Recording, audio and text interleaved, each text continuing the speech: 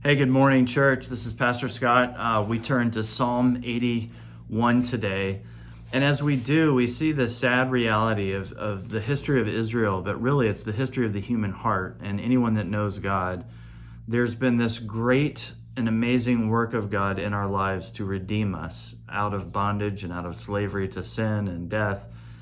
And yet we have this strong tendency, and it's shown right here in this psalm, the story of Israel, how even though God did this great redemptive work in saving them from slavery, they continued to go back and to look to other things and other idols, false gods, for their sense of security and their pleasure and their strength.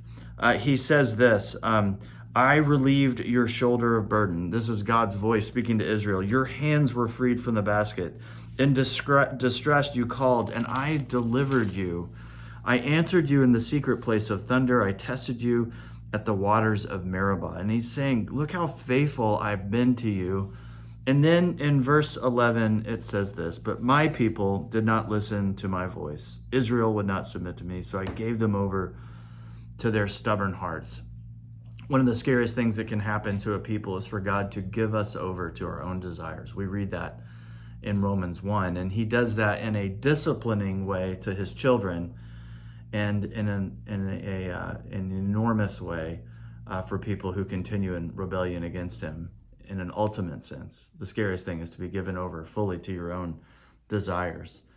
But we see at the end of this passage that he says this, those who ate the Lord would cringe towards him and their fate would last forever, but he would feed you with the finest of the wheat, and with honey from the rock I would satisfy you.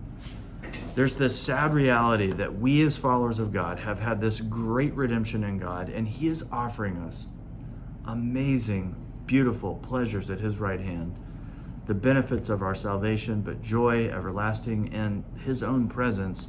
And yet, like C.S. Lewis's famous quote, we would fool about with sex and ambition and all these other things. And Lewis says, we're like a child who lives in a slum, who would rather go on making mud pies in this slum rather than enjoying this amazing vacation, a holiday at the sea. We're just like that. When I was in high school, I had a good friend who had grown up an orphan, and he was born in Vietnam, and he was adopted by this amazing family, this Christian family in our town, and they brought him in to their lives, and they loved he and his brother. But for a long time, they would find he and his brother going out to the backyard and getting into the garbage cans to find their food and to eat out of the garbage. And meanwhile, they had a mother and a father that were utterly committed to their well-being and would love to serve them any meal out of their kitchen and refrigerator, and yet they were going back to the garbage to eat. What a great illustration of how we would rather be satisfied with so many other things after God has done this great redemptive work in our life, and we return again and again to these false things, these empty things that don't fully satisfy us. And yet the Lord is offering us wheat with honey from the rock and satisfaction. Friends, we're all tempted to find our satisfaction in a million other places, but today would we be mindful of all the ways in which we're looking to things that we know only bring emptiness, and return our hearts this day to our Lord. Love you, church. May God bless you and keep you this day, and I'll talk to you soon.